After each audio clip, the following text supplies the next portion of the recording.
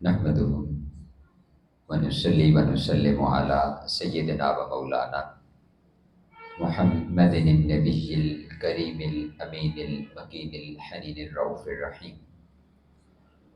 أما بعد فأعوذ بالله من الشيطان الرجيم. بسم الله الرحمن الرحيم. يا أيها الذين آمنوا كتب عليكم الصيام كما كتب على الذين من قبلكم لعلكم تتقون. صدق اللہ مولانا العظیم. ان اللہ وملائکتہ یصلون علی النبی یا ایھا الذین آمنوا صلوا علیہ وسلموا تسلیما. ان اللہم صل علی سیدنا و مولانا محمد النبی الامی وعلی آلہ وسلم تسلیما. الصلاۃ والسلام علیک یا سیدی یا رسول اللہ وعلی آلک واصحابک یا سیدی یا حبیب اللہ. الصلاۃ والسلام علیک یا سیدی یا رحمت للعالمین یا شفیع المذنبین یا خاتم النبیین. اللہ جل مجدہ کے فضل و کرم اور کریم آقا صلی اللہ علیہ وآلہ وسلم کے نالین پاک کے تصدق سے بحمدہ تعالی جمعۃ المبارک کے اس عظیم بابرکت دن ہم اللہ رب العزت کے حضور اس کے گھر میں اس کا اور اس کے پیارے حبیب صلی اللہ علیہ وآلہ وسلم کا ذکر کرنے کے لیے موجود ہیں. جیسا کہ آپ کے علم میں ہے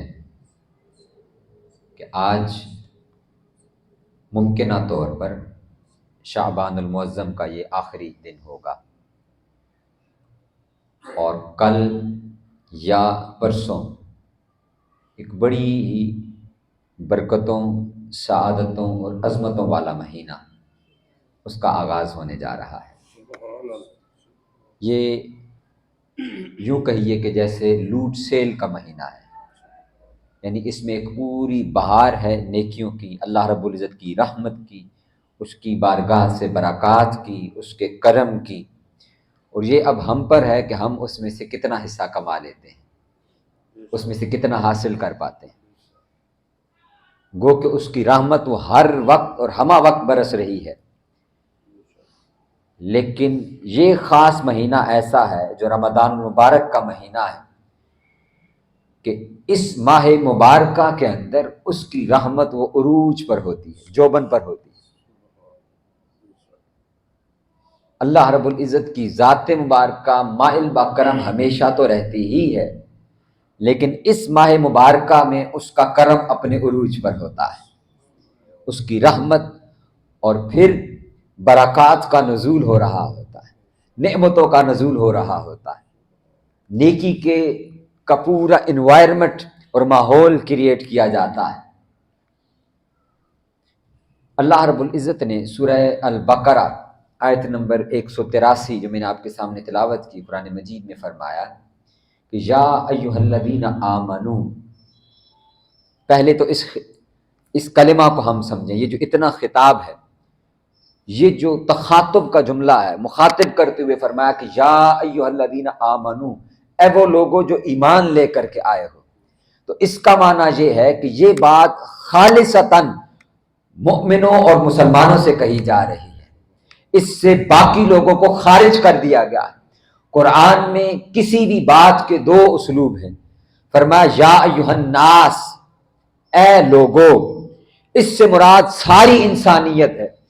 اور جب قرآن کہتا ہے یا ایھا الذین آمنو، تو اس سے اب ساری انسانیت میں سے صرف آقا علیہ الصلوۃ والسلام کی امت کے وہ لوگ مراد لیے جاتے ہیں جو اللہ رب العزت کی توحید اور آقا علیہ السلام کی ختم نبوت پر ایمان رکھتے ہیں. تو یہ اسپیسیفائی کر دیا قرآن نے.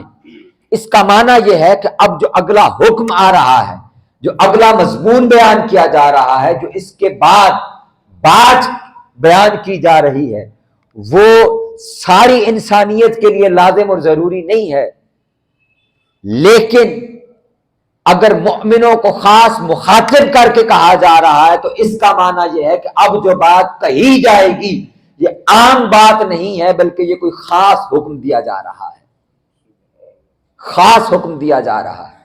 لہذا اللہ رب العزت نے پہلے متوجہ کیا کہ یا ایھا الذین آمنو، اے سب ایمان والو غور سے میری اس بات کو سنو جو میں تم سے اب کرنے جا رہا ہوں، اب جو میں تم سے کہنے جا رہا ہوں۔ باری تعالیٰ کیا فرماتا ہے تو؟ فرمایا کتب علیکم الصیام، میں نے تم پر روزے فرض کر دیے ہیں۔ تو یہاں سے جو پہلی چیز اخذ ہوئی اور ہمیں معلوم ہوتی ہے کہ روزے یہ ایک فرض عبادت ہے۔ فرض کا معنی یہ ہے کہ یہ بہر صورت لازم ہے، اس میں کوئی اف اینڈ بٹ شامل نہیں ہے، یہ کوئی اگر مگر کا فیصلہ نہیں ہے کہ چاہے تو کر لیا چاہے تو چھوڑ دیا۔ فرض کا معنی یہ ہے کہ یہ بہر صورت تمہارے اوپر لازم ہے۔ جو شخص بھی یہ رمضان کا مہینہ پائے گا اس پر لازم ہے کہ اگر وہ مجھ پر ایمان رکھتا ہے، اب یہ اس کا تعلق ہے یا ایھا الذین آمنو کے ساتھ، کہ میرے اس حکم کو جو مانے گا، مانا یہی ہے کہ وہی ایمان والا ہے۔ اور اگر کوئی شخص دعوی ایمان بھی رکھتا ہے اور جب رمضان کا مہینہ آئے تو وہ روزے بھی نہ رکھے، تو اب اس کے ایمان پر سوال ہے کہ وہ ایمان والا بھی ہے یا نہیں ہے۔ اس وجہ سے کہ اللہ رب العزت نے تو مخاطب کرتے ہوئے فرمایا کہ یا ایھا الذین آمنو، میں نے باقی ساری دنیا پر اس کو فرض نہیں کیا، میں نے ساری انسانیت پر اس کو لازم نہیں کیا، میں نے اگر اس کو لازم اور فرض قرار دیا ہے تو اے ایمان والو تم پر کیا ہے۔ اور یہ مہینہ آنے کے بعد اگر تم بھی یعنی ہم بھی اگر روزے نہیں رکھ رہے اور ہم بھی اس امر میں کوتاہی کر رہے ہیں تو پھر سوال پیدا ہوتا ہے کہ ہمیں اپنے ایمان پر نظر کرنا ہوگی کہ ہم کس درجہ کے مسلمان اور مؤمن ہیں، ہمارے ایمان کہاں کھڑا ہوا ہے کہ اللہ رب العزت نے اس امر کو تو ہم پر لازم اور فرض قرار دیا ہے، اور ہمیں دعویٰ بھی ہے کہ ہم باری تعالیٰ تجھ پر ایمان لاتے ہیں، تیرے پیارے محبوب صلی اللہ علیہ وآلہ وسلم کی ختم نبوت پر ایمان لاتے ہیں۔ تو یہ دعویٰ کرنے کے بعد بھی اگر ہم اس کا حکم نہیں مان رہے تو یہ ہمارے ایمان پر کوسچن ہے۔ معنی یہ ہے کہ جو شخص بھی دعوی ایمان کرے گا تو اس کے ایمان کے دعویٰ کے لیے لازم یہ ہے کہ اس کو ثابت کرے، اور ثابت کرنے کا طریقہ کار یہ ہے کہ اللہ رب العزت کے احکامات کی پیروی کی جائے۔ جو حکم مالک اور خالق کی طرف سے آ رہا ہے اس کو قبول کیا جائے کہ باری تعالیٰ یہ تیری طرف سے میرے اوپر آرڈر نافذ کیا جا رہا ہے تو میں بہر صورت اس کو ادا کروں گا، اور اس کے ادا کرنے میں کسی قسم کی کوئی کوتاہی نہیں کروں گا۔ تو یہ فرمایا کہ کتب علیکم الصیام، روزے تم پر فرض کیے گئے۔ تو روزہ ایک فرض عبادت ہے۔ روزہ کیا ہے؟ بولیے کیا ہے؟ فرض عبادت ہے۔ یہ نفل یا محض جائز نہیں ہے یا مباح نہیں ہے کہ کر لیا تب بھی ٹھیک ہے اور نہ کیا تب بھی ٹھیک ہے۔ تو یہ ایک فرض عبادت ہے۔ آگے اللہ رب العزت نے بڑی کمال بات ارشاد فرمائی، فرمایا کما کتب علی الذین من قبلکم۔ اب یہ اللہ رب العزت کی ذات ہے اور کتنی ہی رحیم ہے اور کتنی ہی کریم ہے۔ محض یہ حکم دے دیا جاتا کہ یا ایھا الذین آمنوا کتب علیکم الصیام، روزے تم پر فرض کر دیے گئے، اب تم نے روزے رکھنے ہیں، تم پر لازم ہے۔ اب روزہ چونکہ ایک مشقت کی عبادت ہے، اس میں بھوک اور پیاس برداشت کیا جاتا ہے، اپنے آپ کو مشقت میں ڈالا جاتا ہے، اپنے آپ کو مشکل میں ڈالا جاتا ہے۔ تو اللہ رب العزت ہماری ڈھارس بندھا رہا ہے، ہمیں حوصلہ دے رہا ہے، فرمایا کہ تم پریشان نہ ہونا کہ یہ کوئی ایسی عبادت ہے جو اللہ نے ہم امت محمدیہ پر فرض اور لازم کر دی ہے اور ہم اس کو کیسے پورا کریں گے۔ فرمایا پریشان نہ ہو، کما کتب علی الذین من قبلکم، میں نے تم سے پہلے لوگوں پر بھی یہ روزے فرض کیے تھے۔ تو صرف تم پہلے نہیں ہو جن پر روزے فرض کیے جا رہے ہیں، تم سے پہلے بھی امتیں تھیں ان پر بھی روزے فرض تھے، اور ان کے لیے بھی آپشنل نہیں تھے کہ وہ چاہے تو رکھ لیں اور چاہے تو چھوڑ دیں، وہ بھی فرض روزہ رکھا کرتے تھے۔ ہاں، اپنے محبوب علیہ الصلوۃ والسلام کی شان رحمت للعالمین کا تمہیں حصہ عطا کرتا۔ اب حضور کی رحمت کا حصہ ہمیں کیا ملا ہے؟ روزے ان پر بھی فرض، روزے ہم پر بھی فرض. فرق یہ ہے کہ ان کا روزہ وہ 24 گھنٹے کا ہوا کرتا تھا، ہمیں اللہ رب العزت نے سحری بھی عطا کر دی اور افطار بھی عطا فرما دی. ہم پر کرم یہ فرمایا ہے. اور یہ کس کی وجہ سے اور کس کے صدقے سے ہے؟ آقا علیہ الصلوۃ والسلام کی وجہ سے ہے کہ میرے محبوب کی امت ہے، یہ مشقت میں نہ پڑے، یہ مشکل میں نہ پڑے، ان کو میں جتنا نواز دوں کم ہے. آقا علیہ الصلوۃ والسلام نفلی روزے رکھا کرتے، نفلی. اور آقا علیہ الصلوۃ والسلام متصل روزے رکھتے، متصل یعنی مسلسل روزے ہوتے. اور مسلسل روزے کا معنی یہ ہے کہ دن میں یا افطار کا جو وقت ہے اس میں ایک مرتبہ کھا لیا اور اگلا پورا دن اور اس سے اگلا پورا دن، تو یہ مسلسل روزے چل رہے. صحابہ کرام رضوان مجمعین اب وہ آقا علیہ السلام کی ذات کے اندر فنا لوگ تھے. وہ صرف وہ یہ نہیں دیکھتے تھے کہ قرآن میں حکم آیا ہے یا نہیں آیا. یہ تو ہم لوگ ہیں نا آج کے اس دور کے اندر، ہم جاتے ہیں کہ یہ ایسا کرنا کیا لازم اور ضروری ہے. مفتی صاحب سے پوچھ کے آتے ہیں کہ مفتی صاحب یہ بتائیں کہ ایسا کرنا لازم اور ضروری ہے، اگر میں ایسا نہ کروں تو کیا میرے لیے اس کی اجازت ہے یا نہیں ہے. ہم گنجائش دیکھ رہے ہوتے ہیں. صحابہ کرام رضوان مجمعین وہ کیوں صحابہ ہیں اور کیوں اللہ رب العزت نے انہیں آقا علیہ السلام کی سنگت اور میت براہ راست عطا فرمائی ہے؟ اس لیے کہ وہ سوال نہیں پوچھا کرتے تھے، بلکہ وہ حکم کا انتظار بھی نہیں کیا کرتے تھے کہ کب اللہ کی وحی آئے گی، کب آقا علیہ السلام ہمیں حکم سنائیں گے کہ اللہ کا حکم آ گیا اور اب یہ کام کرو. بلکہ وہ فقط آقا علیہ السلام کی ذات کو دیکھتے تھے کہ وہ دیکھا حضور نے عمل کر لیا، حضور کی پیروی کے اندر اسی عمل کو شروع کر دیا کرتے. ان کا معیار صرف حضور کی ذات تھی، صرف حضور کی ذات. حضور کو دیکھا، کرتے ہوئے دیکھا، وہ عمل شروع کر دیا. صحابہ نے آقا علیہ السلام کو دیکھا کہ حضور روزے رکھ رہے ہیں اور یوم وصال کے مسلسل یعنی روزے رکھ رہے ہیں، تو صحابہ نے بھی روزے رکھنا شروع کر دیے. کچھ دن بعد آقا علیہ السلام نے دیکھا کہ مسجد میں جب صحابہ تشریف لائے تو وہ کمزور تھے، لاغر تھے اور ان سے چلا بھی نہیں جا رہا تھا پراپر. تو آقا علیہ السلام نے پوچھا، فرمایا کہ تم لوگوں کو کیا حال ہو گیا، تمہارا کیا حال ہو گیا، تم نے خود پر کیا کیا ہے کہ تم اس حال کو پہنچ چکے ہو؟ عرض کیا یا رسول اللہ صلی اللہ علیہ وسلم، ہم نے آپ کو وصال کے روزے رکھتے ہوئے دیکھا کہ آپ مسلسل روزے رکھ رہے تھے اور اس میں سیر افطار جیسا کہ میں نے عرض کیا کہ وہ ایک ہی مرتبہ کیا جاتا ہے. فرمایا یا رسول اللہ وصال کے روزے آپ رکھ رہے تھے تو آپ کے اتباع اور پیروی میں ہم نے بھی شروع کر دیے ہیں. آقا صلی اللہ علیہ وسلم نے ان کو فرمایا، حضور فرمایا ایکم مثلی، نادانو تم میں سے کون ہے جو مجھ جیسا ہو سکتا ہے. آج ہمارے ہم یہ تصور کرتے ہیں کہ شاید اللہ کے نبی کو یہ کہا جا سکتا ہے کہ وہ تو ہمارے ہی جیسے ہیں. حضور فرما رہے ہیں ایکم مثلی، تم میں سے کون ہے جو مجھے جیسا ہے، اس لیے کہ مجھے میرے رب کے ہاں سے کھلایا بھی جاتا ہے اور پلایا بھی جاتا ہے.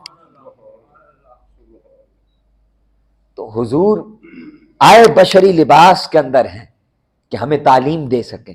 حضور نے زندگی ہم جیسی بسر کی، شادی کی، کھانا کھایا، یہ رات کو بستر پہ لیٹر کے نیند کو پورا کر لیں، یہ اس لیے کہ لوگ ہمیں ایسا نہ لگے کہ کوئی اللہ کی باہر کی مخلوق تھی. اس کے لیے تو ایسا کرنا ممکن تھا، یہ تو فرشتہ تھا اس لیے اس نے تو ایسا کر لیا، یہ تو کسی اور جہان کی مخلوق ہے اس کے لیے تو ایسا کرنا ممکن تھا.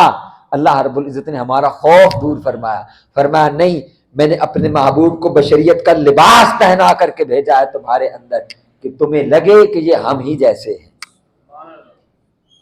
لیکن در حقیقت حضور ہم جیسے نہیں. فرمایا ایکم مثلی، تم میں سے کون ہے جو میری طرح کا ہو سکتا ہے. کیوں؟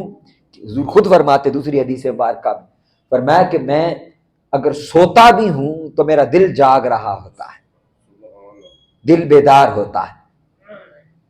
تو حضور کا سونا ہمارے سونے جیسا نہیں، حضور کا جاگنا ہمارے جاگنے جیسا نہیں، حضور کا دیکھنا ہمارے دیکھنے جیسا نہیں، حضور کا کھانا ہمارے کھانے جیسا نہیں، حضور کا پینا ہمارے پینے جیسا نہیں، اور حضور کا پسینہ ہمارے پسینے جیسا نہیں. اس لیے کہ ہم کھاتے ہیں اور ہم پیتے ہیں تو وہ فضلہ بنتا ہے، اس سے بدبو آتی ہے. آقا علیہ الصلوۃ والسلام جب پیتے ہیں تو وہ پسینہ خوشبودار عطر بن کر نکلتا ہے. تو حضور کب ہم جیسے، وہ تو اللہ کی شان ہے کہ اس نے اپنا کرم ہم پر فرماتے ہوئے ہمیں اپنا محبوب عطا کیا. تو فرمایا کما کتب علی الذین من قبلکم، تم سے پہلے لوگوں پر بھی روزے فرض کیے، اس لیے تم پریشان نہ ہو. ہاں ان کے لیے کیا تھا؟ ان کے لیے یہ تھا کہ وہ، اور یہ روزے کا پہلا حکم بھی یہ تھا، جب پہلے حکم آئے روزوں کے تو اس میں یہی چیز تھی کہ جب رمضان کا مہینہ شروع ہو جاتا تو جہاں کھانا پینا ترک کیا ہے وہاں بیویوں کے پاس جانا بھی منع تھا، کہ بیوی کے پاس بھی نہیں جا سکتے، چاہے رات ہو یا دن ہو، چاہے روزے کی حالت میں ہو یا غیر روزے کی حالت کے اندر ہو، اس کی اجازت نہیں تھی. اور پھر آقا علیہ الصلوۃ والسلام نے چند صحابہ کو دیکھا، انہوں نے آ کے عرض کیا یا رسول اللہ ہم سے یہ معاملہ ہو گیا ہے. بڑے کبار صحابہ تھے، میں اب ان کا نام نہیں لیتا، کبار صحابہ کرام تھے. انہوں نے آ کے عرض کیا یا رسول اللہ ہم سے یہ معاملہ ہو گیا، اب کیا کریں؟ اس پر اللہ رب العزت نے پھر وہی نازل فرمائی اسی سورہ بقرہ کے اگلے حصے کے اندر، انہی آیات، اگلی آیات میں فرمایا کہ ہم نے تمہارے لیے رمضان کی راتوں میں تمہاری ازواج کے پاس جانا اس کو جائز قرار دے دیا ہے. اب تم کیا کرو. یہ آقا علیہ الصلوۃ والسلام کی رحمت ہے جس کا میں عرض کر رہا ہوں کہ حضور نے ہمارے لیے کتنی آسانیاں پیدا کی ہیں. وہاں معراج پر تشریف لے کر کے گئے تو 50 نمازیں تھیں، ان کو 5 کروا دیا. اور یہاں روزے فرض ہو رہے ہیں تو اس میں ہمیں سحر بھی عطا کیا، ہمیں افطار بھی عطا فرمایا، تاکہ میری امت یہ مشقت میں نہ رہے، میری امتی یہ مشکل میں نہ پڑے، یہ مشکل سمجھ کر اس عبادت سے محروم نہ ہو جائیں، بلکہ فرمایا اس کے اندر ذوق و شوق کے ساتھ شامل ہوا کرو. اور راتوں کی بھی میں نے جیسا کہ عرض کیا کہ اللہ رب العزت نے پھر اس کی بھی اجازت عطا فرما دی. سورہ بقرہ کے اندر ہی آیات کے اندر فرمایا کہ اس کی بھی اجازت ہے. اور روزہ کب سے کب تک؟ فرمایا کہ وہ صبح صادق سے لے کر جب سیاہ اور سفید ڈورا آپس سے جدا ہو رہے ہوتے ہیں اس وقت سے لے کر اور غروب آفتاب تک تم روزے کی حالت میں رہا کرو، کھانا پینا ترک کر دیا کرو. اور صرف کھانا پینا ہی نہیں، پھر اسی طرح یہ روزے کے احکامات میں سے ہے کہ اپنی ازواج کے پاس جانا بھی اس کو بھی چھوڑ دیا کرو. اور صرف اتنا ہی نہیں، پھر آقا علیہ الصلوۃ والسلام نے ارشاد فرمایا، حضور نے فرمایا کتنے ہی روزے دار ایسے ہیں، کتنے ہی روزے دار جن کو سوائے بھوک اور پیاس کے کچھ حاصل نہیں ہوتا، اور کتنے ہی رات کو قیام کرنے والے ایسے ہیں کہ جن کو سوائے جاگنے کے اور کچھ حاصل نہیں ہوتا، اس لیے کہ وہ روزہ تو رکھتے ہیں لیکن جھوٹ اور غیبت کو ترک نہیں کرتے، وہ دوسروں کے ساتھ جھگڑا کرتے ہیں، لڑائی کرتے ہیں، اس کو ترک نہیں کرتے. تو فرمایا ایسا کرنے والا وہ روزہ رکھ کے بھی روزے کی اصل برکات سے محروم رہتا ہے. تو روزے کا اصل معنی کیا ہے؟ عربی کا جو لفظ ہے نا سوم کا معنی ہے رک جانا، رک جانا. تو رک جانا کس چیز سے رک جانا؟ وہ 2 چیزیں تو فرائض میں ہو گئیں، اس کی شرائط میں آ گئیں کہ کھانے اور پینے سے رک جانا اور اپنی ازواج کے پاس جانے سے رک جانا، مباشرت سے رک جانا. تو اس کے علاوہ فرمایا جھوٹ کو ترک کر دینا، غیبت کو ترک کر دینا، چغلی کو ترک کر دینا، اپنے مسلمان بھائی کے ساتھ بدسلوکی کو ترک کر دینا، حسن خلق کو اپنا لینا، جھگڑے کو ترک کر دینا. اس لیے کیوں؟ فرمایا لعلکم تتقون، روزے ہم نے فرض اس لیے کیے ہیں تاکہ تم تقوی اختیار کر لو، تمہارے دل کے اندر اللہ کی محبت وہ راسخ ہو جائے، تمہارے دلوں کے اندر اللہ کا خوف راسخ ہو جائے. آئیے اب اس تقوی کے مفہوم کو سمجھتے ہیں کہ لعلکم تتقون کا معنی کیا ہے. اور پھر میں یہاں پہ عرض کرنا چاہوں گا، یہ میں بات آقا علیہ الصلوۃ والسلام کا تذکرہ اس لیے کرتا ہوں کہ یہ حضور کا ہم پر حق ہے. حضور کا بولیے ہم پر کیا ہے؟ حق ہے.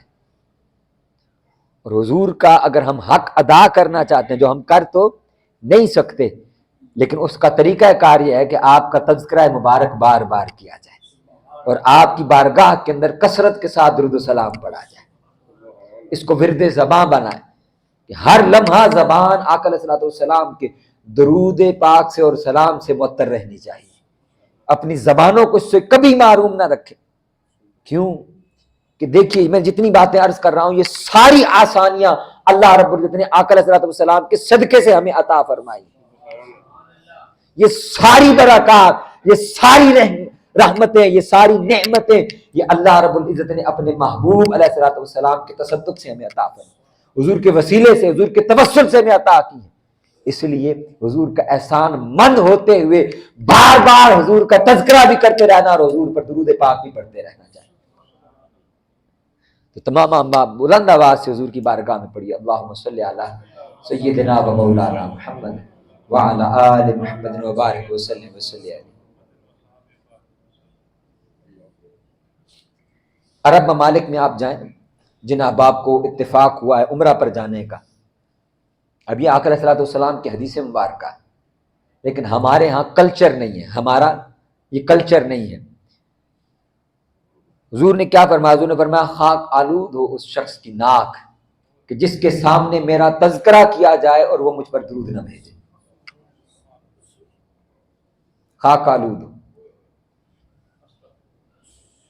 تو عرب میں کلچر کیا ہے؟ وہاں کلچر یہ ہے، ابھی جب مجھے چند ماہ پہلے ہی اللہ رب العزت نے کرم فرمایا اور آقا علیہ الصلوۃ والسلام نے کرم فرمایا اور حضور کی بارگاہ میں جانا نصیب ہوا وہاں پر، تو وہاں کثرت کے ساتھ جو مختلف دنیا کے، صرف سعودیہ کی میں بات نہیں کر رہا، مختلف عرب ممالک میں آئے ہوئے لوگوں کے ساتھ گفتگو کرنے کا، ان سے مکالمہ کرنے کا موقع ملا. تو جس لمحے ہماری زبان پہ آقا علیہ الصلوۃ والسلام کا تذکرہ، لفظ محمد نہیں، لفظ رسول صلی اللہ علیہ وسلم یا رسول اللہ صلی اللہ علیہ وسلم، یہ لفظ ابھی ہماری زبان پر ہوتا، ان کے منہ سے فوراً جاری ہو جاتا صلی علی حبیبنا محمد صلی اللہ علیہ وسلم.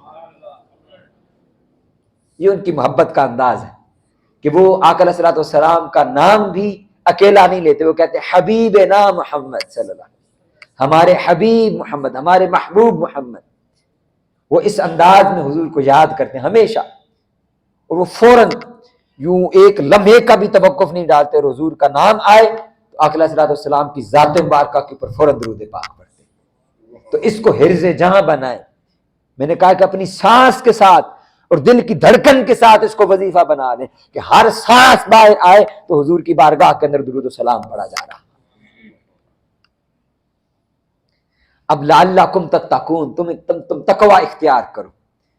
تقوی کیا ہے؟ کہ اللہ رب العزت ہمیں چاہتا ہے کہ ہم پورے کے پورے نیکی کے ماحول میں ڈھل جائیں، اللہ کی بارگاہ سے جڑ جائیں. ایک پورا ماحول کریٹ ہو جاتا ہے، مسجد بھر جاتی ہے، کثرت کے ساتھ لوگ اللہ کے حضور سجدہ ریز ہونے کے لیے مسجد میں آنا شروع ہو جاتے ہیں. اب یہاں آقا علیہ الصلوۃ والسلام کی حدیث مبارکہ کمال کی کہ پورا ماحول نیکی کا انسان کو فراہم کیا جاتا ہے. ایسا نہیں کہ صرف نیکیوں کے مہینے کی آمد ہے، فرمایا کہ جب یہ مہینہ آتا ہے تو حضور کی حدیث مبارکہ فرمایا ان اللہ یغفر فی اول لیلۃ من شہر رمضان، کہ جب رمضان آتا ہے تو اس کی پہلی رات میں اللہ رب العزت مغفرت فرما دیتا ہے لکل اہل القبلہ، اہل القبلہ کے تمام لوگوں کے اللہ رب العزت بخشش فرما دیتا ہے. یعنی اللہ رب العزت نیکیوں سے پاک کر کے ہمیں اس ماہ کے اندر داخل کرتا ہے. یعنی آج کی شب اگر چاند نظر آتا ہے اور آج سے رمضان المبارک کا آغاز ہو رہا ہے تو اللہ رب العزت ہمیں ایسے ستھرا اور نکھرا فرما دے گا کہ ایسے میری محبوب کے امتی صاف ستھرے ہو کر اس ماحول کے اندر داخل ہوں. اور پھر میں نے کیا عرض کی کہ اللہ رب العزت صرف نیکی نہیں، نیکی کا ماحول عطا فرماتا ہے. فرمایا کہ جنت کے دروازے کھول دیے جاتے ہیں، جہنم کے دروازے بند کر دیے جاتے ہیں، اور شیاطین وہ جکڑ دیے جاتے ہیں. یعنی شیطان کو بھی جکڑ دیا کہ وہ بھی میرے امتیوں کو آ کر پریشان نہ کرتا رہے، وہ ان کے نفس کو اور ان کو گناہ کی طرف مائل نہ کرتا رہے، بلکہ اس کو بند کر دیا اس لیے کہ اپنے محبوب کے امتیوں کے لیے نیکی کا ماحول پیدا کیا جائے. پورا انوائرمنٹ کریٹ کر کے دے دیا کہ ان کے لیے نیکی کا انوائرمنٹ ہے اور نیکی کرنا ان کے لیے آسان ہو جائے، نیکی کرنے میں مشکل نہ رہے. یہ دیکھیں، یہ ہے تقوی. جو میں نے کہا کہ ہمارا تعلق اللہ رب العزت کی ذات کے ساتھ مضبوط ہو جائے، ہم بارگاہ الہیہ سے ہمارا تعلق ہو جائے. اور تقوی کس کو کہتے ہیں؟ میں بڑے سادہ الفاظ میں آپ کو عرض کرنے لگا. اس کی ڈیفینیشن حضور سید شیخ الاسلام نے بڑی خوبصورت فرمائی. مختلف اولیاء نے، امام غزالی نے، حضور سیدنا غوث الاعظم رضی اللہ تعالیٰ عنہ نے تقوی کو ڈیفائن کیا کہ تقوی کہتے کس کو ہیں. ان میں سے ایک ڈیفینیشن وہ حضور سید شیخ الاسلام نے، جو اسی رمضان المبارک کے آخری اشرا میں شہر اعتکاف بستا ہے، جہاں پہ اللہ کی محبت کی بات ہوتی ہے، اور 10 دن ساری دنیا سے کٹ کر فقط اس مولا کا اور اس یار کا تذکرہ ہوتا ہے اور اس سے جڑنے کی بات ہوتی ہے. وہاں آپ نے بڑی خوبصورت بات ارشاد فرمائی. آپ نے فرمایا تقوی کا معنی یہ ہے. تقوی کا معنی ایک میں پہلی ڈیفینیشن عرض کرتا ہوں امام غزالی کی. وہ کیا فرماتے ہیں؟ وہ فرماتے ہیں کہ وہاں پر موجود، وہاں سے غیر حاضر نہ ہونا، وہاں سے غیر حاضر نہ ہونا جہاں اللہ نے حاضر ہونے کا حکم دیا ہے. اس نے حکم دیا ہے کہ میرا بندہ اس لمحے اور اس لحظہ یہاں پر موجود ہو. تو تقوی کا تقاضا یہ ہے کہ بندہ اس لمحہ اور اس لحظہ وہاں سے غیر موجود نہ ہو، وہاں سے غیر حاضر نہ ہو. اور فرمایا جہاں اس نے غیر حاضر ہونے کا حکم دیا ہے بندہ وہاں موجود نہ ہونا چاہیے. گناہ کی کوئی جگہ ہے، غلاظت کی جگہ ہے، اللہ رب العزت کا امر اور حکم یہ ہے کہ میرا بندہ یہاں پر نہ پایا جائے. یہ ناپسندیدہ جگہ ہے، یہاں گفتگو اچھی نہیں ہوتی، یہاں بات اچھی نہیں ہوتی، یہاں میرے محبوب کا تذکرہ نہیں ہوتا. تو میرا بندہ ایسی جگہوں پر نہ بیٹھا کرے. وہ ایسے بازاروں میں، ایسے چوک چوراہوں میں، ایسے چوباروں پر موجود نہ ہو جہاں پر میرا یا میرے محبوب کا تذکرہ نہیں ہو رہا، وہاں گناہ کی باتیں ہو رہی ہیں. فرمایا ایسی جگہ موجود نہ ہو جہاں پر اس نے غیر موجود ہونے کا حکم دیا ہے. اللہ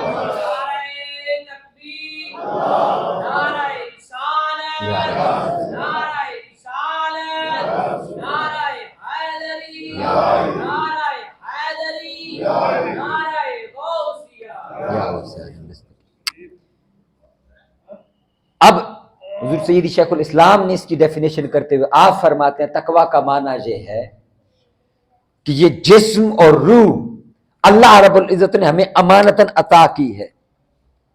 تو جس حال میں اس نے ہمیں عطا کی ہے تو امانت کا تقاضا یہ ہے کہ اسی حال میں اس کو واپس لوٹائی جائے. یعنی اس نے بے عیب ہمیں عطا فرمائی، اس نے گناہوں سے پاک ہمیں پیدا کیا. یعنی بچہ جب پیدا ہوتا ہے تو وہ معصوم ہوتا ہے، اس کی روح اور جسم دونوں پاک ہوتے ہیں ہر طرح کے گناہ سے، ہر طرح کی غلاظت سے، ہر طرح کی اس گندگی سے پاک ہوتے ہیں، گناہ کی گندگی سے پاک ہوتے ہیں. تو فرمایا کہ انسان زندگی ایسی بسر کرے جب پلٹ کر اللہ کی بارگاہ میں جا رہا ہو تو روح بھی پاک ہونی چاہیے اور جسم بھی انسان کا پاک ہونا چاہیے. یعنی زندگی کو اللہ کے اور آقا علیہ الصلوۃ والسلام کی اتباع میں، اس کے احکامات کی اتباع میں ایسا بسر کیا جائے کہ ہر لمحہ اور ہر لحظہ اللہ کو حاضر و موجود جانا جائے، اللہ کو حاضر و موجود جانا جائے. اور اس کو میں سادے ہمارے اس دیسی ماحول کے مطابق آپ کے لیے عرض کرتا ہوں کہ تقویٰ کیا ہے. اس کا اردو میں تو عمومی طور پر ترجمہ کر دیا جاتا ہے نا پرہیزگاری. تو پرہیزگاری کہتے کس کو ہیں؟ پرہیزگاری کا معنی یہ ہے، پرہیزگاری کا معنی یہ ہے کہ ہر لمحہ اور ہر لحظہ ہم جو بھی کام کر رہے ہیں وہ کام کرتے ہوئے ہمارے دل میں اللہ کا خیال رہنا چاہیے. کوئی بھی کام کر رہے ہیں ہر وقت توجہ اس بات پر رہے کہ یہ جو میں کام کر رہا ہوں اس کا حکم اللہ نے کرنے کا دیا ہے یا اس سے منع فرمایا ہے. ہر لمحہ اور ہر لحظہ اپنے کام کو سر انجام دیتے ہوئے. میں ایک جگہ کلاس پڑھاتا ہوں تو وہاں جو ہمارے دوست ہیں وہ بڑے اچھے بزنس مین ہیں، تو وہ اپنے بزنس کے حوالے سے ہر وقت فکر مند رہتے ہیں، ہر وقت ہر لمحہ فکر مند رہتے ہیں کہ میں کو اپنی بزنس ٹرانزیکشن کرتے ہوئے کن کن چیزوں کا خیال رکھوں. تو وہ پھر یہ پوچھتے رہتے ہیں کہ سر ایسا کرنا یہ ناجائز تو نہیں ہے؟ اگر میں نے اپنی ٹرانزیکشن کو ایسے کیا ہے تو یہ درست ہے، یہ جائز ہے، یہ صحیح طور پر ہم نے کی ہے، شریعت اس پر کیا حکم دیتی ہے؟ یہ اس کو تقویٰ کہتے ہیں کہ اللہ کا خوف ہر وقت دل کے اندر رہے کہ میں جو بھی کام کر رہا ہوں میرا مالک اور میرا خالق مجھے دیکھ رہا ہے۔ تو فرمایا رمضان ہم تمہیں عطا اس لیے کرتے ہیں کہ لعلکم تتقون، تاکہ اللہ کا خوف ہر لمحہ اور ہر لحظہ کے لیے تمہارے دل کے اندر جمع ہو جائے۔ اب یہ رمضان المبارک کا مہینہ یہ بیسیکلی ایک ریفریشر کورس ہوتا ہے، یہ ایک ٹریننگ سیشن ہوتا ہے۔ آپ جب فیکٹریز کے اندر یا جاب کرتے ہیں نا، جب کاموں کے لیے مختلف جگہوں پر کمپنیز کے اندر آرگنائزیشن کے اندر جابز کرتے ہیں تو کمپنیز اپنے امپلائیز اور اپنے جو ملازمین ہیں ان کو ریفریشر کورس کرواتی ہیں۔ ریفریشر کورس کا معنی یہ ہوتا ہے کہ ان کے اندر جو بھی سکل اور صلاحیت پائی جاتی ہے، جس بھی وہ فن کو جانتے ہیں، ان کے فن کو مزید نکھارا جائے، وہ اپنا کام بھول نہ جائیں بلکہ مزید بہتر انداز سے کرتے رہیں۔ تو اللہ رب العزت تقویٰ کے لیے ہر سال یہ ایک مہینہ عطا فرماتا ہے کہ میرے بندے وہ نیکی کرنا بھول نہ جائیں، بلکہ ان کو ہر سال یہ مہینہ عطا کر کے نیکی کا ماحول فراہم کیا جائے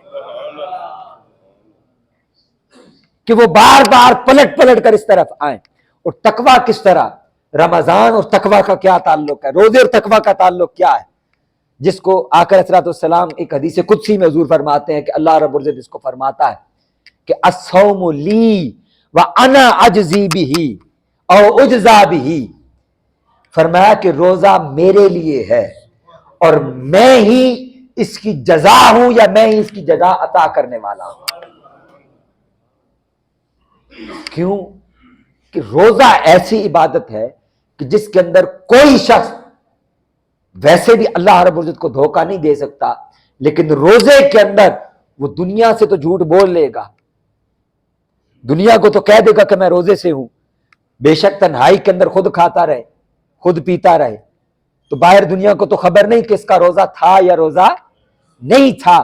تو فرمایا الصوم لی، تو روزہ ایسی عبادت ہے کہ بندہ میرا تعلق اور اس کا حیا کرتے ہوئے، میری ذات کا خوف کرتے ہوئے اور میری طرف توجہ کرتے ہوئے دنیا کا خیال دل میں نہیں لاتا کہ لوگوں کو معلوم ہے یا نہیں ہے، بلکہ میری خاطر بھوکا اور پیاسا رہتا ہے، اور اس لیے رہتا ہے کہ وہ یہ بات جانتا ہے کہ میں دنیا کو تو دھوکہ دے لوں گا، جھوٹ بول لوں گا کہ میرا روزہ میں نے کچھ نہیں کھایا، لیکن تنہائی میں جا کر بھی میں اللہ کے سامنے ایسا کیسے کر سکتا ہوں۔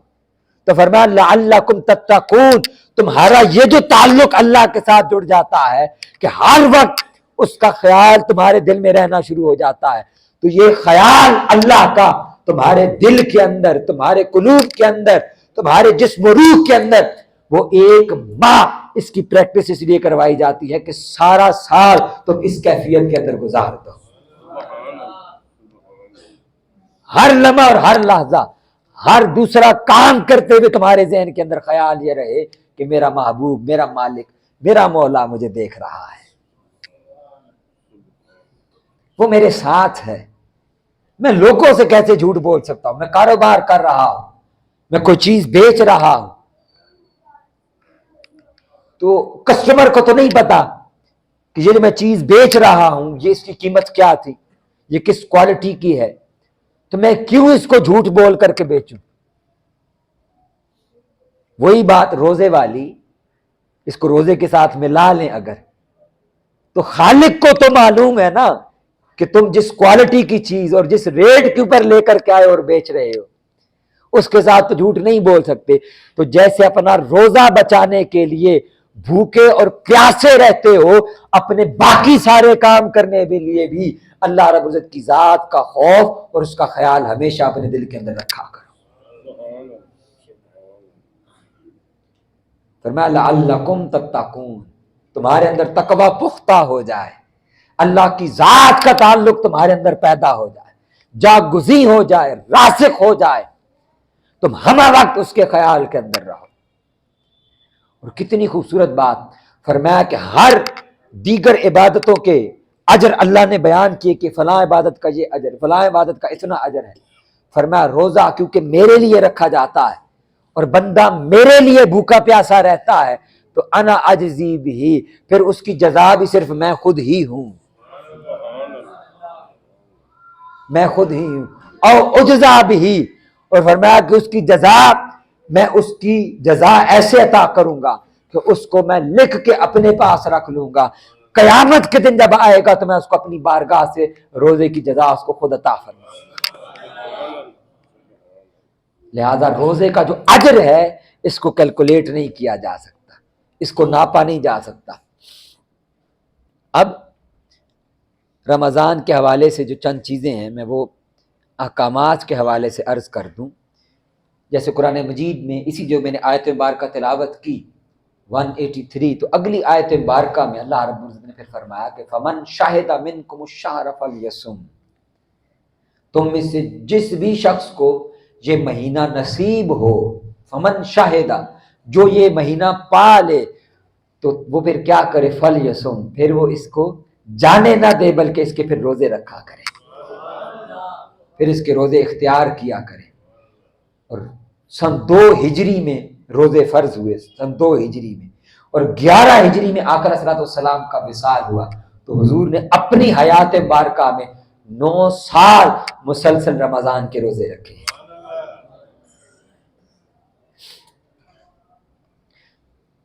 اور پھر آقا علیہ الصلوۃ والسلام نے ارشاد فرمایا کہ الصوم کا جنۃ، فرمایا کہ یہ جو روزہ ہے یہ ڈھال ہے، یہ تمہارے اور دوزخ کے درمیان ڈھال ہے۔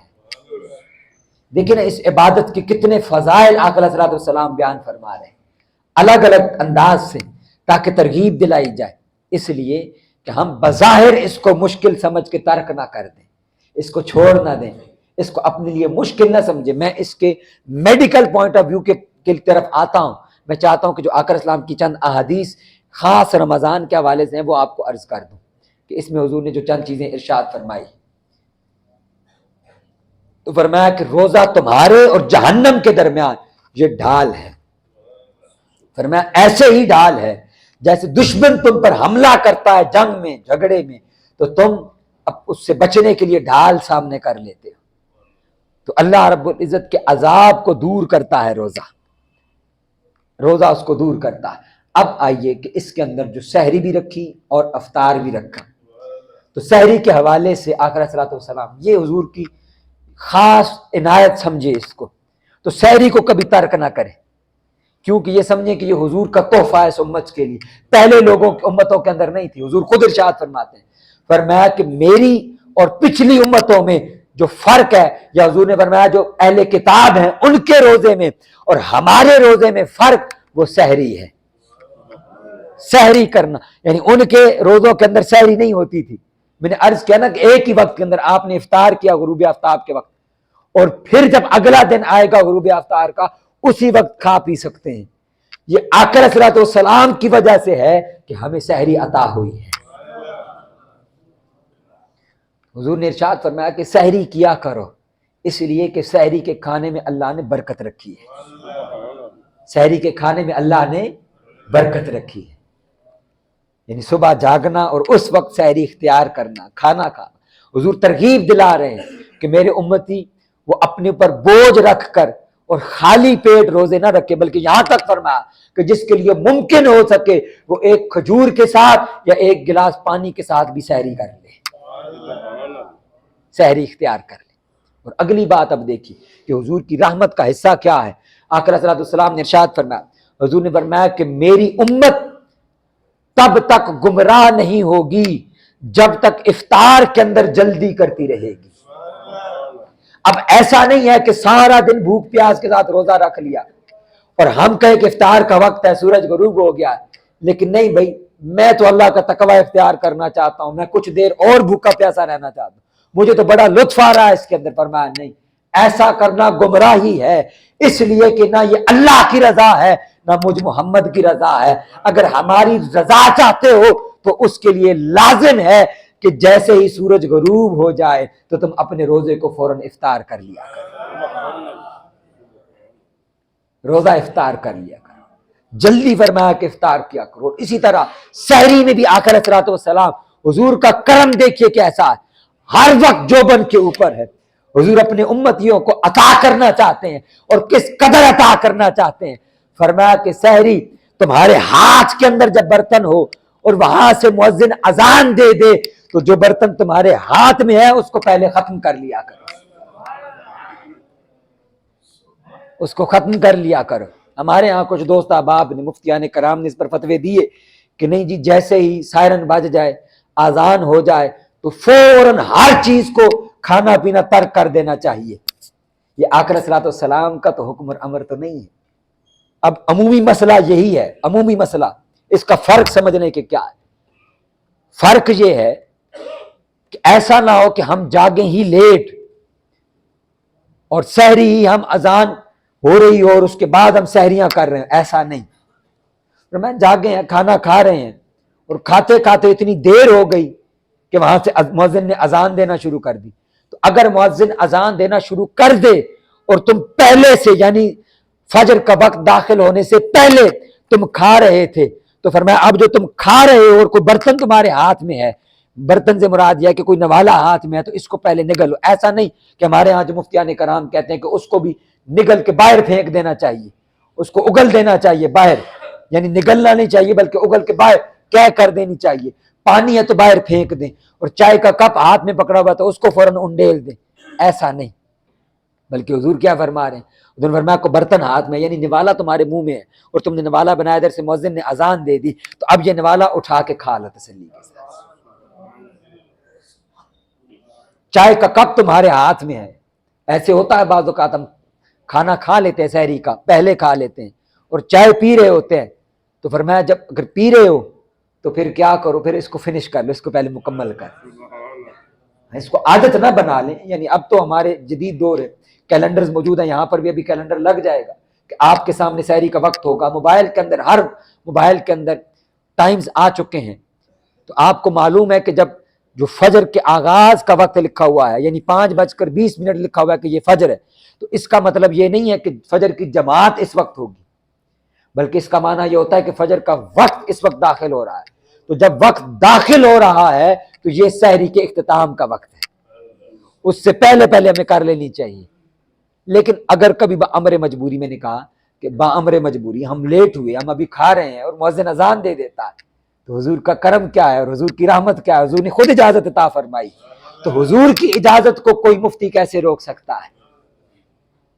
یہ تو حضور کا اپنا اختیار ہے، حضور خود صاحب شریعت ہے، شریعت عطا فرمانے والے ہیں، تو حضور حکم ارشاد فرما رہے ہیں کہ اس کھانے کو مکمل کر لیا کر، اس کھانے کو مکمل کر لیا کر۔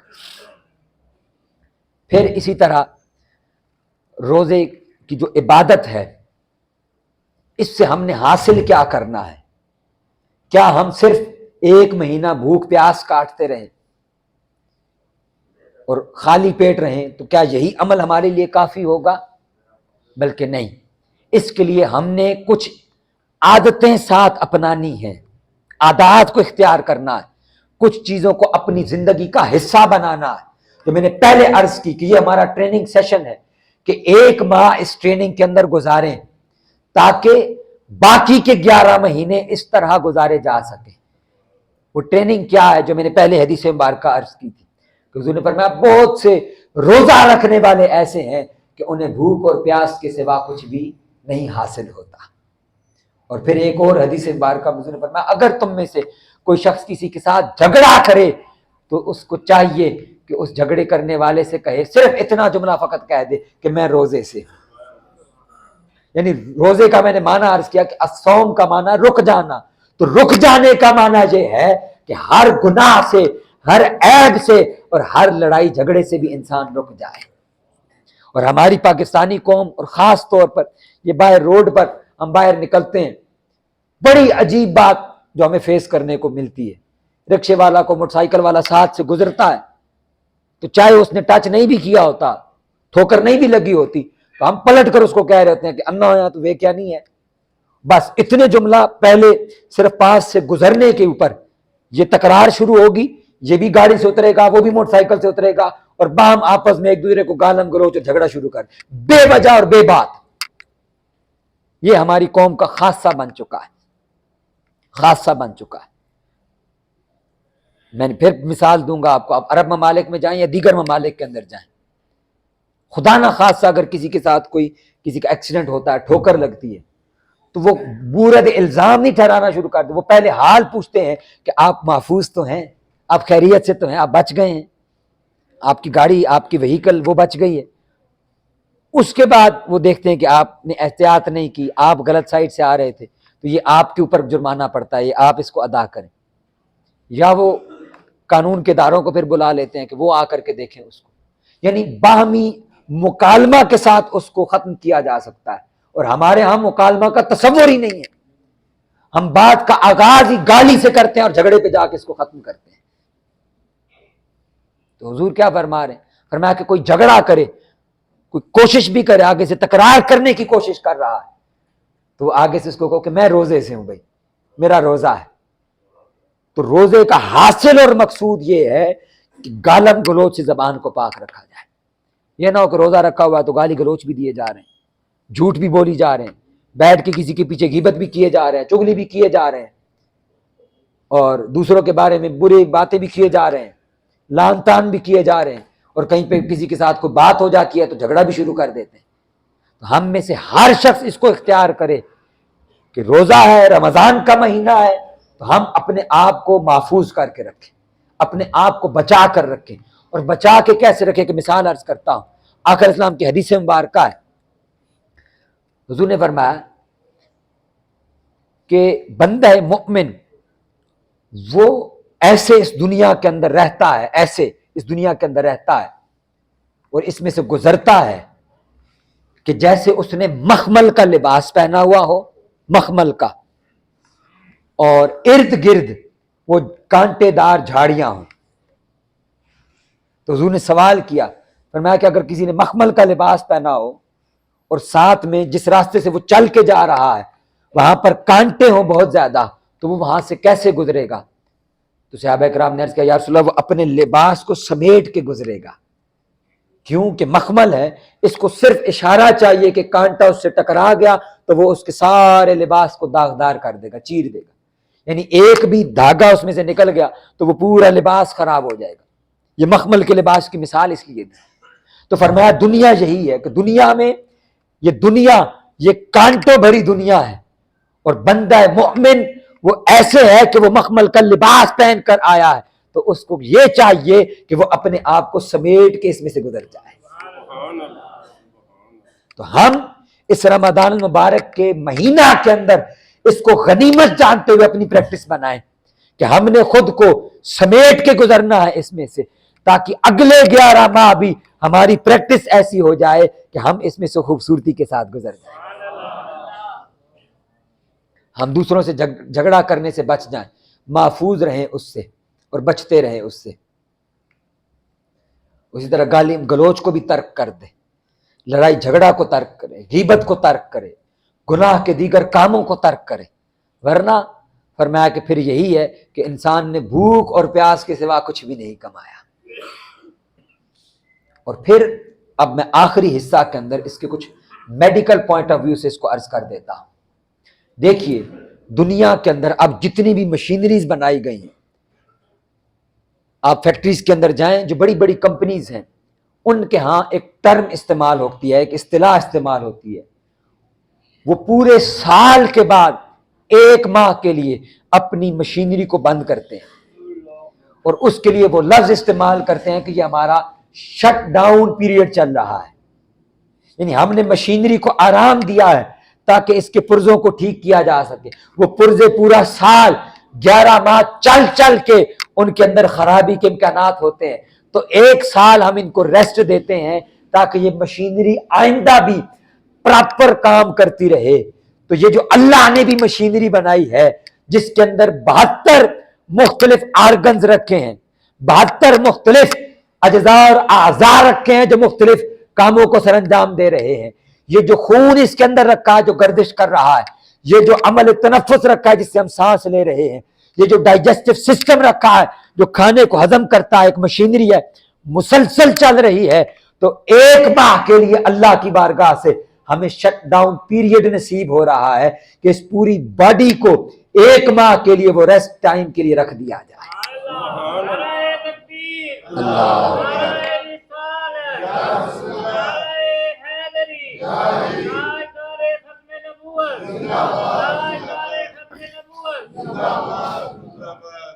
آج کل آپ انٹرنیٹ کے اوپر اگر جائیں تو دیکھیں تو ساری دنیا وہ ڈائٹ کی اور ڈائٹ پلان کی بات کر رہی ہے کہ جی آپ خاص طرح کی ڈائٹنگ کریں. ڈائٹنگ کا مطلب کھانا پینا ترک کرنا نہیں ہوتا بلکہ ایک خاص انداز میں کھانا پینا ہے. اور پھر وہ کہتے ہیں کہ انٹرمیڈیٹ فاسٹنگ کریں. انٹرمیڈیٹ فاسٹنگ کا مطلب یہ ہے کہ آپ اپنے آپ کو 10 سے 12 گھنٹے کے لیے بھوکا رکھیں اور بڑی سلیکٹو سا کھانا کھائیں. یہ ساری ماڈرن دنیا اس طرف جا رہی ہے. قربان جائیے آقا علیہ السلام پر کہ حضور نے اس ساری انسانیت کو ایک ماہ ایسا دیا ہے کہ یہ انٹرمیڈیٹ فاسٹنگ بھی ہو رہی ہوتا ہے اور اللہ رب العزت کی عبادت بھی ہو رہی ہے. اس لیے کہ یہ مشینری پراپر ورک کرنا شروع کر دے. وہ جسم کے اندر ہر وقت کام کر کے جو فاسد مادے پیدا ہو چکے ہیں، بلڈ جو خون ہے ہمارا اس کی صفائی ہونا شروع ہو جاتی ہے کیونکہ اس کو ٹائم مل جاتا ہے، جگر کو ٹائم مل جاتا ہے، گردوں کو ٹائم مل جاتا ہے کہ وہ بار بار اوپر سے کھانا نہیں آ رہا تو خالی پیٹ ہے تو وہ سارا اپنا فوکس وہ اس کام پر لگاتے ہیں تاکہ خون کی صفائی کی جائے. دماغ بہتر کام کرتا ہے. کیوں کہ بار بار جب کھا رہے ہوتے ہیں تو یہاں سے پیٹ سے معدے سے ہمارے سگنلز دماغ کو جا رہے ہوتے ہیں تو دماغ آدھا کام تو وہ کھانے کو ہضم کرنے اور اس کے اوپر مصروف رکھتا ہے. تو جب خالی پیٹ رہتے ہیں رمضان کے اندر تو دماغ بھی بہتر انداز میں اپنی پروڈکٹیویٹی دے رہا ہوتا ہے. تو یہ خوبصورت مہینہ جو اللہ رب العزت نے کرم کرتے ہوئے اور اپنا فضل کرتے ہوئے ہمیں عطا کیا ہے تو ہم اس کو غنیمت جانیں، اس کو فار گرانٹ نہ لیں کہ آیا ہے ایک مہینہ اور گزر جائے گا جیسے باقی مہینے. ہر سال آتا ہے لیکن خبر نہیں کہ ہم میں سے کتنے اگلے سال موجود ہوں گے. اس لیے اپنی ایک روٹین بنائیں، ٹائم ٹیبل بنائیں، اپنے کچھ گولز سیٹ کریں، کاغذ کے اوپر لکھیں ان کو کہ ہم نے اس ماہ کے اندر یہ چیزیں اچیو کرنی ہیں. کل رات ہم ایک جگہ دعوت پر گئے، بڑی حیرت کی بات تھی. وہ پوری فیملی مدینہ شریف جاتی ہے اور رہتی ہے وہاں پر اور آقا علیہ السلام کی ذات کے ساتھ ہم ان کی بچیوں کو دیکھ کر حیران تھے اور ایک دوسرے سے کہہ رہے تھے کہ یہ لوگ اس دنیا کے لوگ نہیں لگتے، یہ عالم بالا کے لوگ ہیں جن پر فرشتے بھی رش کرتے ہیں. یہ ایسے حضور کی ذات کے اندر فنا لوگ ہیں. اس بچے نے اپنے پورے سال کی لسٹ بنائی ہوئی تھی. چھوٹا بچہ ہے ابھی بالکل ینگ، یونیورسٹی میں پڑھ رہا ہے. تو یونیورسٹی کے بچے ان کے تو اپنے اور گول ہوتے ہیں. وہ تو کہتے ہیں کہ جی ہم انٹرٹینمنٹ کی طرف جائیں، ہم تو فن کی طرف جائیں، انجوائے کریں لائف کو. اور ہم اس بچے کو میں نے دیکھا انہوں نے اپنی پورے سال کا پلان بنایا، گولز لکھے ہوئے تھے کہ میں نے اس پورے سال کے اندر یہ اچیو کرنا ہے. اور اس میں سے ایک گول یہ تھا کہ میں نے باہر صورت ایسے کام کرنے ہیں کہ مجھے اپنے آقا و مولا صلی اللہ علیہ وسلم کی زیارت نصیب ہو جائے. ہم میں سے کتنے لوگ ہیں جو اپنی زندگیوں کے اندر یہ فیصلہ کرتے ہیں، یہ لکھتے ہیں اپنے گولز. تو اس رمضان اپنے گولز لکھیں اور مہینے کے آخر میں ان کو ریویو کریں کہ ہم نے ان میں سے کتنے کام اچیو کیے، کتنے میں کمزوری رہ گئی. اور پھر اگلے مہینے کا گول بنائیں کہ میں نے رمضان ایسے گزارا تو اگلا ایک مہینہ میں نے رمضان کے مطابق گزارنا ہے. وہ گولز کیا ہو سکتے ہیں؟ وہ اپنی عادتوں کو دیکھیں. سب سے پہلے کہ فجر کی نماز اور 5 وقت کی نماز ہمیں رمضان میں حاصل ہو جاتی ہے تو اس کو لکھ لیں کہ میں نے باہر صورت اس کو اچیو کرنا ہے. پھر اس کے ساتھ ساتھ قرآن مجید کی تلاوت کو معمول بنائیں. اور قرآن مجید ہمارے ہاں تو رواج ہے، بڑے بزرگ بھی بیٹھے ہوئے ہیں تو ہم کثرت کے ساتھ قرآن مجید کو پڑھنے کو ترجیح دیتے ہیں، کثرت کے ساتھ پڑھنے کو. یعنی 1 پارہ 2 پارے مقابلہ ہوتا ہے. میں نے اس رمضان 3 ختم کیے، 4 ختم کیے. میں وہ روایت شاید آپ کو اگلے جمعہ مبارک پہ اس کو پیش کر دوں گا. ایک صحابی آئے، ان کے بارے میں بتایا، صحابہ نے عرض کیا یا رسول اللہ یہ بہت زیادہ قرآن مجید پڑھتے ہیں. حضور نے فرمایا کتنا؟ ان کا عرض کیا میں ڈیلی 1 یا 2 قرآن مجید ختم کرتا ہوں. حضور نے فرمایا اس کو کم کر دو. ان کا یا رسول اللہ 1 ختم. حضور نے فرمایا نہیں اس کو اور کم کر دو. ان کا یا رسول اللہ 2 دنوں میں ختم قرآن مجید مکمل کرو. حضور نے فرمایا اس کو اور کم کرو. مجھے ایگزیکٹلی ابھی یاد نہیں ہے، ذہن کے اندر مستحضر نہیں ہے. 3 دن یا کم از کم 7 دن پر حضور اس کو لے کر کے گئے کہ کم از کم اتنے دنوں میں قرآن مجید کو ختم کرو۔ معنی کیا ہے؟ فرمایا کہ قرآن، یہ حضور کی حدیث ہے، حضور نے فرمایا قرآن مجید کی آیتوں کے اوپر اندھوں کی طرح نہ گرتے پھرو، اندھوں کی طرح، بے وقوفوں کی طرح نہ گرتے پھرو، بلکہ اس کو توجہ کے ساتھ غور کرتے ہوئے تفکر اور تدبر کے ساتھ تلاوت کیا۔ تو اس رمضان ہمارا گول یہ ہوگا کہ ہم ترجمہ کے ساتھ قرآن مجید کی تلاوت کریں گے۔ ایک رکوع سلیکٹ کر لیں، 3 آیات 5 آیات ڈیلی کی، بس اس سے زیادہ نہیں۔ یا ماحول بنا ہوا ہے، وقت میسر ہے، تو 1 سے 2 رکوع رکھ لیں بس، کہ ہم ترجمہ کے ساتھ قرآن مجید کی تلاوت کریں گے، اس کو پڑھیں گے کہ اللہ رب العزت نے ہمیں حکم کیا دیا ہے، اور ایسے ایسے عجائبات آپ کو قرآن میں ملیں گے کہ ایک ایک لفظ کے اوپر ٹھہر کر آپ اس کا حظ لیں گے اور مزے لیں گے کہ واہ مولا تیری شان ہے کہ تو نے یہ کیا خوبصورت بات ارشاد فرمائی۔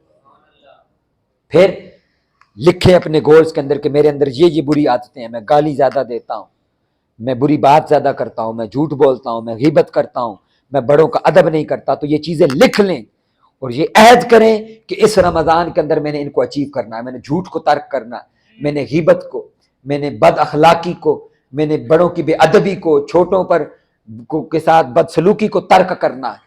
تو یہ رمضان مبارک اپنا پورا ایک سکیجول بنا کے اس کو گزارے، معمول بنائیں، اور اللہ رب العزت کی بارگاہ سے انشاءاللہ کرم ہوگا، اور حضور کی بارگاہ سے کرم ہوگا، اور انشاءاللہ ہماری زندگیوں کے اندر تبدیلی آئے گی۔ اللہ رب العزت کی بارگاہ کے اندر دعا ہے۔ اور آپ دوستوں میں سے اگر کسی کا کوئی سوال ہو، ہم نماز کے بعد موجود ہوتے ہیں، رمضان کے حوالے سے یا زکوٰۃ کے حوالے سے، تو وہ آپ سوال پوچھ سکتے ہیں۔ اللہ رب العزت کی بارگاہ میں دعا ہے ہمیں عمل پیرا ہونے کی توفیق عطا فرمائے۔ وما علیہ الا